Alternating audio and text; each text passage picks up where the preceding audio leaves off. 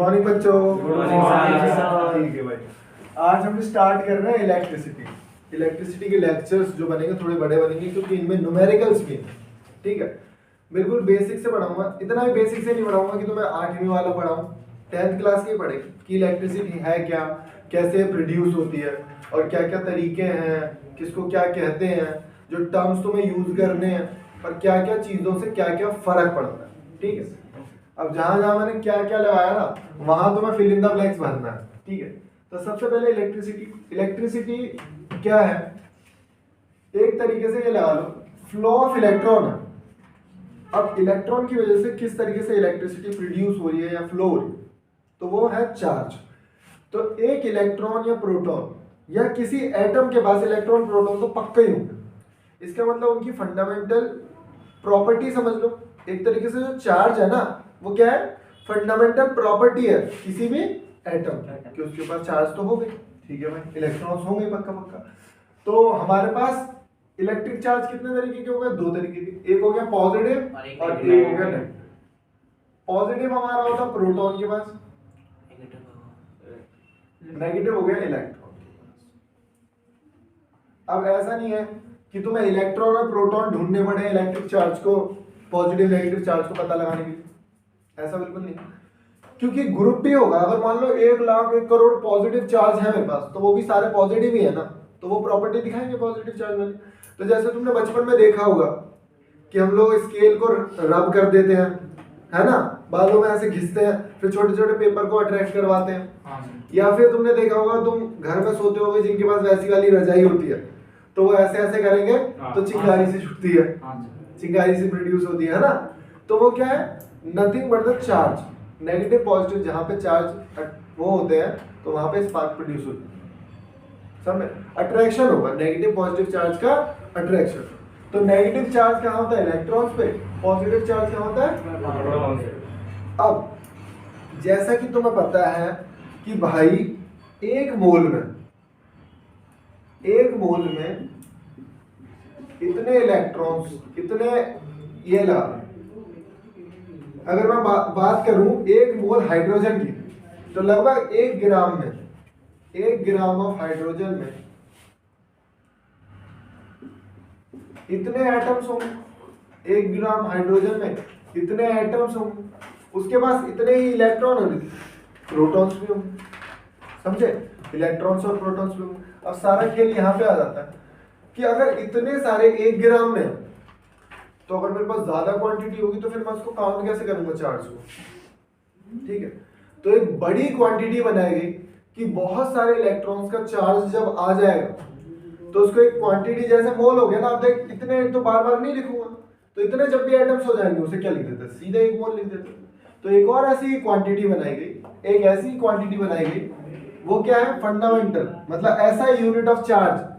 ऐसा unit of charge क्या है, कूलम।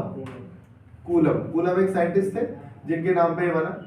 तो अब हमें देखना है कि अगर एक इलेक्ट्रॉन है, एक इलेक्ट्रॉन पे चार्ज क्या है, तो 1.6 इंटू 10 की पावर -19 कूलम। ये नेगेटिव चार्ज होगा। अगर यही मैं बात करूं प्रोटॉन की, तो वो चार्ज होगा पॉजिटिव। ठीक है, ये एक बेसिक प्रॉपर्टी। अब क्वेश्चन यहाँ पे अराइज होता है कि देख रहे हो ना कितना कम चार्ज है एक इलेक्ट्रॉन पे, बहुत कम चार्ज। मतलब तुमने भी देखा होगा कि अगर 1 वोल्ट 2 वोल्ट है ना, तो तुम अगर हाथ पे भी लगाओगे तुम फील नहीं होगा बिल्कुल। जैसे हमारी बॉडी 15 वोल्ट तक झेल लेती है, उसके बाद हमें थोड़ा सा फील होना शुरू करता है। जैसे सेल होता है 4 वोल्ट का होता है, लगाओ कुछ नहीं होता, 4-5 वोल्ट का। 3 वोल्ट वाले सेल होते हैं, उसे जीभ पे लगाओ तो थोड़ा सा लगेगा कि हाँ टेस्ट चेंज सा हो रहा है, चार्ज फ्लो हो रहा है अंदर, है ना, तब थोड़ा सा लगता है। अगर सेल डाउन होगा तो डिस्चार्ज होगा तो वो भी बताने लगेगा। ठीक है, पहले हम लोग क्या करते थे, सेल को, जैसे गाड़ी रिमोट वाली गाड़ी होती थी तो उसके सेल डाउन हो जाते थे, तो क्या करोगे, तवे पे रख, हाँ तवे पे गरम करते थे, गर्मियों में धूप में रख देते थे।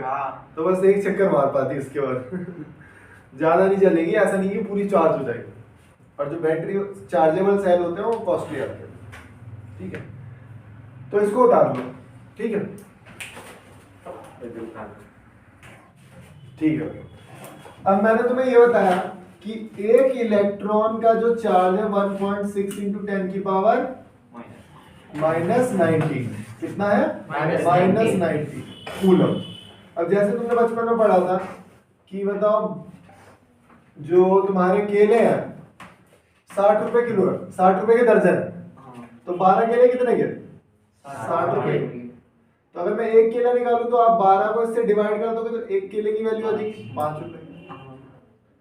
और अगर आपको 1 रुपए का केला निकालना हो तो 60 को इससे डिवाइड कर दोगे तो आ जाएगा 1/5 आ जाएगा। तो ऐसे ही जहां पे भी आपको 1 बनाना होता है आप पूरी वैल्यू को उससे डिवाइड कर देते हो। मुझे यहाँ 1 बनाना था तो मैंने इस पूरी वैल्यू को डिवाइड कर दिया। ऐसे ही मुझे अब बोला गया है कि भाई एक कूलम में कितने सारे इलेक्ट्रॉन्स होंगे मुझे ये बता दो। तो एग्जैक्टली मुझे करना क्या, मुझे यहाँ पे 1 बनाना है। तो यहाँ 1 कैसे बनाऊंगा, इस पूरे डेटा को यहाँ ले आऊंगा 1.6 इंटू 10 की पावर -19 एज इट इज पूरा पूरा ऊपर चला जाएगा, ये हो जाएगा 80। कई बच्चे इसकी वैल्यू याद कर लेते तो आपको भी याद करनी है तो आप याद कर लो, नहीं तो बचपन में जैसे करते थे हम लोग 1/1.6 पॉइंट हटाऊंगा तो ऊपर 0 लगाऊंगा और ये हो जाएगा 5/8। इसको आप डिवाइड करोगे तो 0.625। पॉइंट को इधर शिफ्ट करेंगे क्योंकि स्टैंडर्ड फॉर्म में लिखना है और स्टैंडर्ड फॉर्म ये कहती है कि पॉइंट से पहले एक डिजिट होनी चाहिए बस एक, लेकिन तो यहाँ तो ये 19 ही रहेगा क्योंकि ये ऊपर यहाँ पे 18 हो जाएगा। मतलब इतने इलेक्ट्रॉन्स जब हो जाएंगे तब एक कूलम होगा, तब क्या हो जाएगा एक कूलम। तब क्या हो जाएगा हमारे पास कितना चार्ज हो जाएगा एक कूलम चार्ज। समझे, क्योंकि इलेक्ट्रॉन्स के पास बहुत कम चार्ज है और इलेक्ट्रॉन बहुत ज्यादा छोटा है, इतना छोटा है कि हम लोग इमेजिन भी नहीं कर पाते कितना छोटा है। बस अब लगा लो ना कि 1 ग्राम में 1 मोल थे तो कितना ही होंगे, और 23 जीरो लगाने का मतलब वो तो हमने कभी देखे भी नहीं होंगे 23 जीरो एक साथ, तो कितनी बड़ी वैल्यू हो जाएगी, तो हम इमेजिन नहीं कर सकते उस वैल्यू। समझे, तो इस वैल्यू के आदमी न्यूमेरिकल्स में आ जाता है, कभी कभार एमसीक्यू में भी आ जाता है। तो एमसीक्यू में यहाँ तो मैं पावर का भी दे देंगे उल्टी सुल्टी, या फिर अगर ये है सेम ही है, घबराना मत, कहीं तुम देखते रहो 18 पावर तो नहीं है, कहीं 18 ढूंढते रहो, नहीं ये भी आ सकता है, ये भी सही है, ये भी आ जाएगी, ये भी सही है। ठीक है, तो कंफ्यूज नहीं होना, बस याद रखना है कि कैसे आप करोगे। अब देखो, अब हमें पढ़ना है, हम दूसरे पड़ाव की तरफ जा रहे हैं, करंट। जो हमें करंट लगता है ना वो क्या होता है, एक्चुअल में करंट क्या है, the rate of flow of charge is called current. अब रेट का मतलब क्या होता है, जब भी तुम सब्जी लेने जाते हो तो आलू का रेट पूछते हो तो बताता है 10 रुपए पर केजी, तो पर केजी, तो यहाँ पे भी पर की बात होगी, मतलब charge upon time, per unit time, और यहाँ पे मैं लिखूंगा करंट। तो करंट का जो सिंबल है दैट इज आई, चार्ज का क्यू, छोटा क्यू ले लो बड़ा क्यू ले लो कोई दिक्कत नहीं, टी का टी, ठीक है। अगर मैं इसे इसकी यूनिट लिखूं तो इसकी यूनिट है एम्पेयर, ए, चार्ज की कूलम, अपॉन टाइम की सेकंड। तो 1 एम्पेयर क्या हो गया हमारा, 1 कूलम चार्ज जब भी 1 सेकंड में फ्लो हो जाएगा, मतलब एक ये पॉइंट है, 1 सेकंड में 1 कूलम चार्ज कितना था 6.25 इंटू 10 की पावर 18 इलेक्ट्रॉन। इतने इलेक्ट्रॉन जब इस पॉइंट से निकलेंगे 1 सेकंड के अंदर, सारे 1 सेकंड के अंदर निकलना, देखो कितना बड़ा अमाउंट है और 1 सेकंड के अंदर निकल जाए, जब जाके वो कितना होगा 1 एम्पेयर कहलाएगा। ठीक है, उसके बाद 1 मिली एम्पेयर 10 की power -3 ampere, micro ampere -6, nano ampere 10 की पावर -9। ठीक है, ये उन सर्किट में जो सेमीकंडक्टर्स होती हैं, छोटी छोटी चिप होती है, फोन में जो होते हैं, वो सारा इस पे वर्क करता है, माइक्रो एम्पेयर। नैनो तो फिर नैनो बहुत ज्यादा छोटे कंपोनेंट होंगे ना उसमें, जो ये लगा लो कि हमने थोड़ा सा चार्ज कर लिया वो 2-3 साल तक चलते ही रहेंगे, कोई दिक्कत ही नहीं। ऐसी भी डिवाइस होती है कि वो चार्ज कर दिया और 2-3 साल तक वो चलती ही रहेंगी, समझे? इसके ड्रग का नाम क्या है? देख लेना, सर्च करना, मिल जाएंगे। बहुत सारे सेंसर्स ऐसे होते हैं, वो धूप की थोड़ी सी रोशनी लेके चार्ज हो जाता है, उसके बाद काम करते रहते हैं। मैंने तो पुरानी एक मूवी देखी थी, उसमें एक सेंसर देखा था मैंने कि एक पाउडर सा होता है, वो बालों पे उसके गिर जाता है जैसे गेट खुलता है, और वो उसकी लोकेशन ट्रैक करता रहता है। मतलब बाल से भी छोटा सेंसर बन चुका है, बाल से भी पतला सेंसर। सोचो कितनी आगे पहुंच चुकी है टेक्नोलॉजी, इतने छोटे सेंसर्स बना दिए। ठीक है, तो इसको लिख लो एक बार। देखो यहां में एमीटर, एमीटर क्या है? एक मेजरिंग डिवाइस है जो कि करंट को मेजर करे। अब मैंने लिखा है ammeter has a low resistance. ये एक बहुत बड़ी बात लिख दी। अभी रेसिस्टेंस के बारे में तुमने कुछ नहीं पढ़ा तो वो अलग अलग टॉपिक है, तो मैं बताऊंगा। और ये भी बताऊंगा कि ammeter has a low resistance क्यों लिखा है। And also connected in series. ये बहुत भारी लाइन लिख दिया मैंने, इसको समझाने में ये घंटा लगेगा मुझे, इसीलिए मैं इसको अगली क्लास में बताऊंगा। बाकी हम लोग अभी ये सीखते हैं कि यार डायरेक्शन, ये है मेरी बैटरी, और मान लेते हैं ये है मेरा कोई भी बल्ब है। ये क्या है? अच्छा सा बना दो, टेबल बना दो। हाँ, फिलामेंट। ठीक है, ये है बल्ब, और ये है पॉजिटिव टर्मिनल और ये है नेगेटिव टर्मिनल।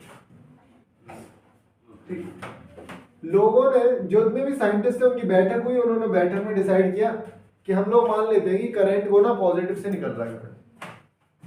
उन्हें पता नहीं था कि करंट क्या है, सारा सीन क्या है। वो पहले ही बना चुके थे थीम कि जो भी बल्ब जला वो ऐसे जला होगा कि जो भी करंट निकला होगा वो यहां से निकला होगा और ये जल गया होगा। ठीक है, लेकिन तो इसको क्या कहा जाता है? ये जो मैंने एरो लगाया और यहां मैंने लिख दिया आई, तो एक कन्वेंशनल करंट है, conventional direction of current. Direction of current जो है वो है पॉजिटिव टू नेगेटिव, पॉजिटिव से नेगेटिव। और सारा खेल ये है। फिर बाद में पता लगा, और रिसर्च करी यार, नेगेटिव इलेक्ट्रॉन्स तो यहां से फ्लो कर रहे हैं, इलेक्ट्रॉन्स तो यहां से जा रहे हैं। तो सारा खेल याद रखना कि इलेक्ट्रॉन्स का जो फ्लो है, इलेक्ट्रॉन्स की डायरेक्शन अगर ये है तो करंट की डायरेक्शन ये होगी। इलेक्ट्रॉन्स की डायरेक्शन ये है तो करंट की डायरेक्शन ये होगी।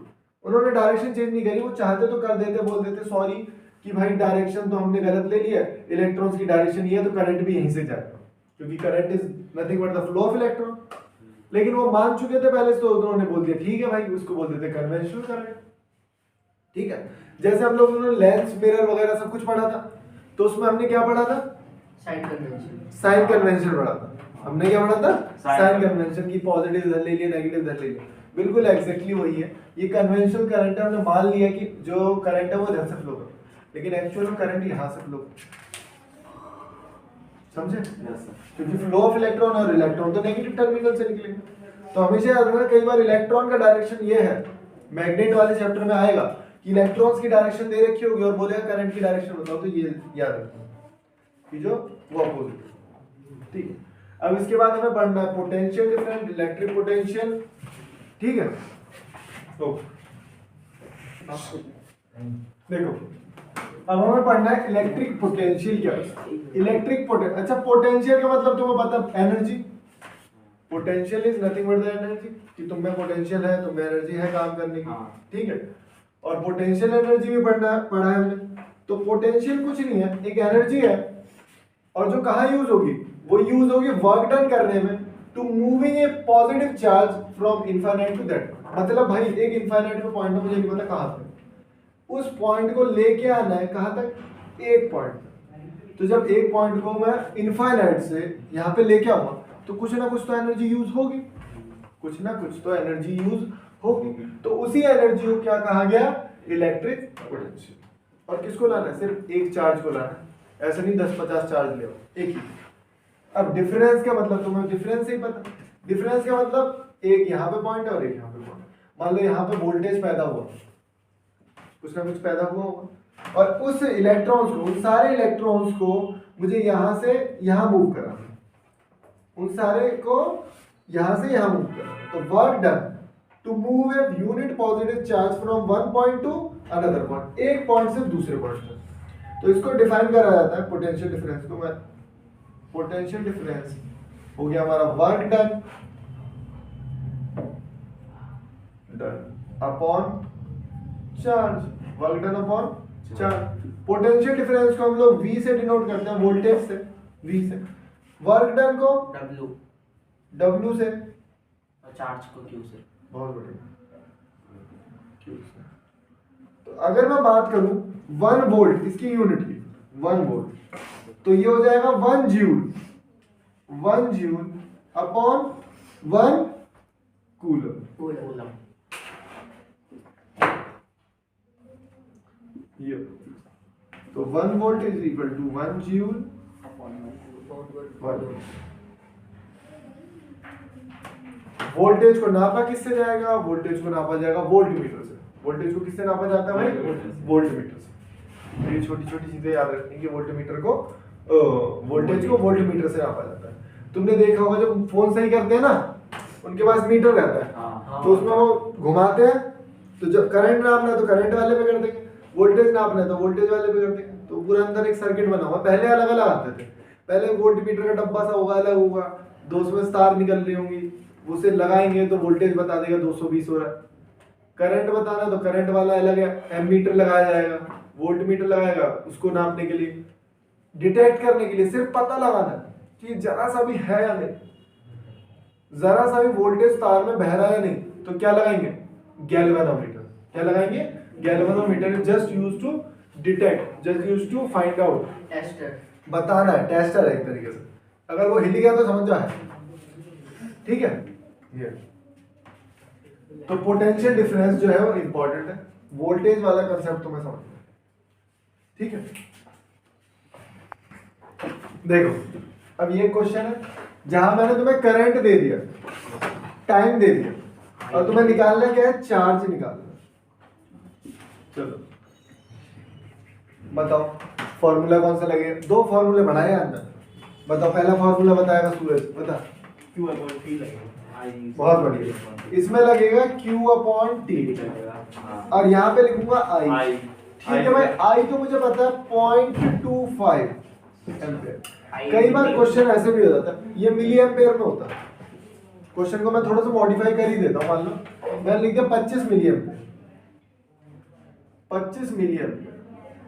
अब जब ये 25 मिली एम्पियर है तो लिखोगे आप 25 इंटू 10 की पावर -3 एम्पियर, क्योंकि मुझे चाहिए एम्पियर में, तो मैं यहाँ पे लिखूंगा 25 इंटू -3 एम्पियर। ठीक है, क्यों निकालना है मुझे? अब तू बता टाइम क्या होगा? टाइम नहीं दिख रहा गवार से? हाँ, अब ध्यान से सुनो कि सारा खेल ये है कि जैसे बच्चे बोल रहे हैं ना 20-20, ना भाई, मैंने तुम्हें बताया था कि ये जो टाइम है हमेशा सेकंड्स में हो। सेकंड में करो इसे, और सेकंड में करने के लिए तुम्हें 60 से मल्टीप्लाई करना पड़ेगा, क्योंकि ये मिनट में था। तो ये सीधे 1200 लिख दो इधर, 1200। अब इसको भेजो इधर, इसको भेजो इधर, तो ये क्या हो जाएगा? इन2 हो जाएगा। तो भाई लगभग ये 30 आएगा, 30 कूलम आएगा। एक बार चेक कर लेना इसको, क्योंकि देखो ये हो गया 300, हाँ 30 कूलम आएगा, बिल्कुल सही। ठीक है, तो ये छोटी छोटी सिली मिस्टेक्स मत करना कि यहाँ तुम्हें मिली एम्पियर दे रखा तो उसे कन्वर्ट करो एम्पियर में, टाइम मिनट में तो उसे करो सेकंड में, फिर क्वेश्चन को पुट करो और कैलकुलेट करो। ठीक है, तो एक और फॉर्मूला पढ़ा हमने था क्या भाई? वर्क डन अपॉन बताओ चार्ज। ये किसका था? वोल्टेज। इस पे भी छोटे छोटे क्वेश्चन आ सकते हैं। वोल्टेज मान लो बोल देगा वो कि यहाँ पे एक इलेक्ट्रॉन था जिसके पास 120 वोल्ट थी, और वो उसको लाए यहाँ पे और 140 हो गई, तो ये डिफरेंस या डिफरेंस ले लेंगे हम लोग। यहाँ पे क्या लेंगे फिर? 20 लेंगे। और मान लो हमें चार्ज बताना है, कितना है, ओ सॉरी चार्ज हमें दे रखा है, बोल देते हैं 10 चार्ज है, तो 10 को यहाँ लगो, तो वर्क डन कितना करना पड़ा, 200 जूल, 200 जूल। इस तरीके से क्वेश्चंस पे थोड़ी सी कमांड कर लोगे ना, कोई दिक्कत नहीं होगी। बेसिक टर्मिनोलॉजी याद रखने, बेसिक फॉर्मूले याद रखने 10th तक, उसके बाद तो आगे फिर खेल ही अलग है, सब भूल जाओगे। जो भी 11th 12th में है ना, वो एक बहुत अलग लेवल का, तुम्हें पोटेंशियल डिफरेंस का एक चैप्टर मिल जाएगा, वहां तुम्हें अच्छे से पढ़ना पड़ेगा, बहुत सारी चीजें होंगी वहां पे, ठीक है। तो आज के लिए इतना ही, रिवाइज करना, हर एक चीज पता होनी चाहिए, क्योंकि एमसीक्यू अगर पेपर आता है तो उसमें बहुत फंसाते हैं वो लोग, ठीक है।